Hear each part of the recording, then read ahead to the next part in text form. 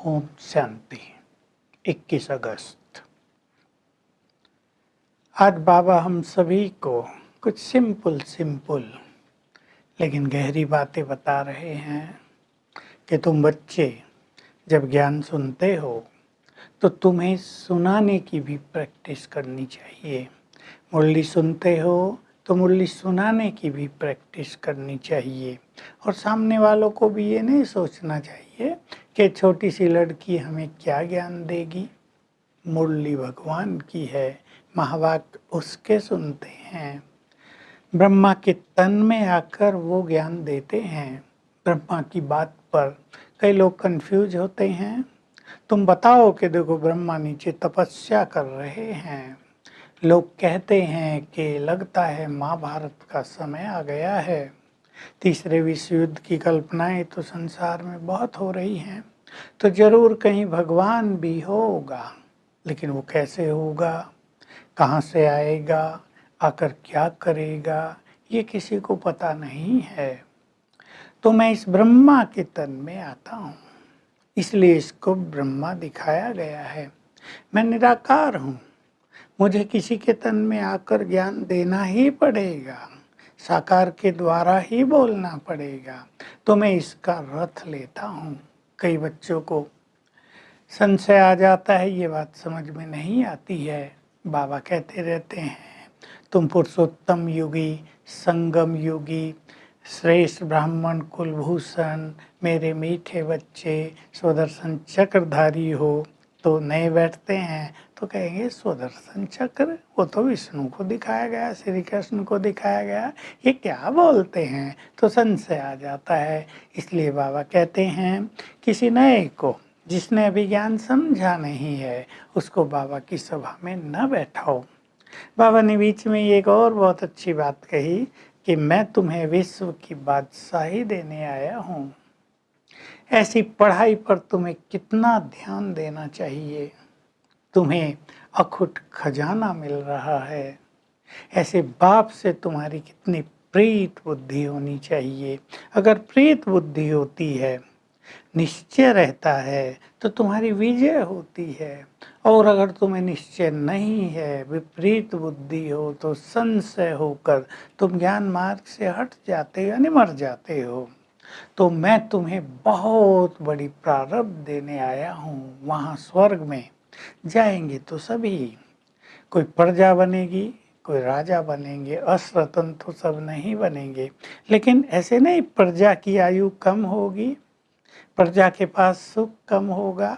प्रजा भी 150 वर्ष तक ही जिएगी और उनके पास भी बहुत ज़्यादा सुख होगा, लेकिन पद सबके अलग अलग होंगे। बाबा बहुत अच्छी शिक्षाएं भी हमें दे रहे हैं। पहली शिक्षा दी, तुम्हारी क्रिमिनल आई नहीं होनी चाहिए। और बहुत बच्चे लिखते हैं बाबा ये बात हमें बहुत अच्छी सिखाते हैं। संसार में तो सबकी ही क्रिमिनल आई है, बुरी दृष्टि रहती है, लेकिन तुम्हारी दृष्टि बहुत पवित्र होनी चाहिए, क्योंकि तुम पवित्र आत्माएं हो, तुम ब्रह्मा के बच्चे बने हो। तुम्हें अब पावन बनना है, योगी बनना है। अगर क्रिमिनल आई होगी तो तुम्हारा योग टूटता रहेगा। बच्चों को योग मुश्किल भी लगता है। तो बाबा कह रहे हैं ज्ञान, योग और दैवी गुणों पर तुम्हें पूरा पूरा ध्यान देना चाहिए। एक धारणा की और बात कर रहे हैं बाबा, काम, क्रोध, लोभ, मोह, अहंकार सबसे बचना है, लेकिन लालच भी बहुत बुरी चीज होती है। कई बच्चों में खाने पीने की बहुत लालच होती है, सदा ही लगा रहता है ये खाऊं वो खाऊं। बाबा कहते तुम्हारा खान पान भी बहुत मर्यादित, बहुत रॉयल होना चाहिए। तुम रॉयल बाप के बच्चे हो। हबच बहुत खाना, ये खाऊं वो खाऊं, ये सब तुम्हारे अंदर नहीं होना चाहिए, क्योंकि तुम योगी बन रहे हो। तुम्हें कर्मेंद्रिय जीत बनना है। योगी बनने के लिए बाबा कह रहे हैं कई बच्चे मुरली की क्लास में बैठते हैं, सामने तो ब्रह्मा को देखते हैं, या बाहर होंगे तो ब्रह्मा कुमारी को देखेंगे। लेकिन तुम्हें ब्रह्मा को या बहनों को देखते हुए याद रखना है शिव बाबा हमें पढ़ाने आया है। मैं आत्मा यहाँ बैठकर कानों के द्वारा सुन रही हूँ, आंखों के द्वारा देख रही हूँ। बुद्धि योग भटकना नहीं चाहिए, ये हमारी बहुत बड़ी प्रैक्टिस है। बुद्धि योग भटक जाता है इधर उधर, लेकिन बुद्धि को स्थिर करना है तो तुम योग में बहुत सफल हो जाओगे, तुम्हें बहुत ज़्यादा सुख मिलेगा। बुद्धि भटकती है, कईयों में अहंकार बहुत आ जाता है। छोटी बहनों को देखते हैं, ये छोटी हमें क्या सिखाएंगी, फिर रूस कर आते ही नहीं हैं। तुम बच्चों को बहुत रॉयल होना चाहिए। ये रोना रूठना ये तुम्हारा संस्कार नहीं है, तुम भगवान के बच्चे हो, तुम बहुत रॉयल हो। बाबा बार बार आज उस बात पे बहुत ध्यान दे रहे हैं। पढ़ाई नहीं छोड़नी चाहिए, इस पढ़ाई से तुम्हारी अथाह कमाई हो रही है। 21 जन्मों की तुम कमाई करते हो। छोटी मोटी बातें देखकर तुम्हें संशय नहीं आना चाहिए।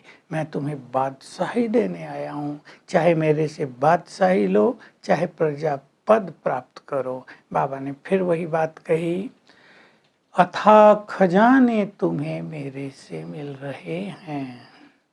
तो विचार मनन करके समझाने का भी बहुत अच्छा तरीका आना चाहिए। ब्रह्मा पर कैसे समझाएं, ब्रह्मा विष्णु शंकर 3 दिखाए गए हैं त्रिमूर्ति में, तो जरूर ये तीनों कुछ काम करके गए हैं। बिना काम किए किसी का भी गायन नहीं होता है। तो इन्होंने क्या क्या महान कार्य किए, ये तुम्हें बहुत अच्छी तरह सभी को समझाना चाहिए। तो जब तुम समझाने में होशियार बन जाओगे तो सभी ठीक ठीक इस ज्ञान को समझने लगेंगे। वरदान आज का है, तुम्हें दिव्य बुद्धि की प्राप्ति हुई है। इससे तीनों लोकों की सैर करने वाले सहज योगी बनो। दिव्य बुद्धि, बुद्धि हमारा नेत्र है। इस नेत्र में ज्ञान भर गया है, इस बुद्धि में, और ये स्वच्छ हो गया है। ज्ञान भर जाए और बुद्धि पवित्र हो जाए, इसको कहते हैं दिव्य बुद्धि। इससे कभी हम सूक्ष्म लोक में बाप दादा के साथ, कभी परम धाम में शिव बाबा के साथ, कभी सतयुग में अपने पहले जन्म में अपने को अनुभव करेंगे। तो यदि ये भिन्न भिन्न हम ड्रिल करते रहेंगे तो हमारा बुद्धि योग स्थिर होगा और योग भी सहज हो जाएगा। स्लोगन बहुत उपयोगी, मन को सदा मौज में रखना ये जीवन जीने की कला है। सीखेंगे हम ये कला ज्ञान के चिंतन के द्वारा, खुशी के पॉइंट्स के द्वारा, नशे के पॉइंट्स के द्वारा स्वयं को मौज में रखेंगे, जीवन खुशहाल हो जाएगा। तो आज सारा दिन तीनों लोकों की सैर करेंगे दिव्य बुद्धि के द्वारा, तीनों लोकों में जाकर भिन्न भिन्न अनुभव करेंगे। Om Shanti. To watch Peace of Mind channel videos on YouTube, subscribe us on youtube.com/tvpeaceofmind. Just a click for a peaceful life.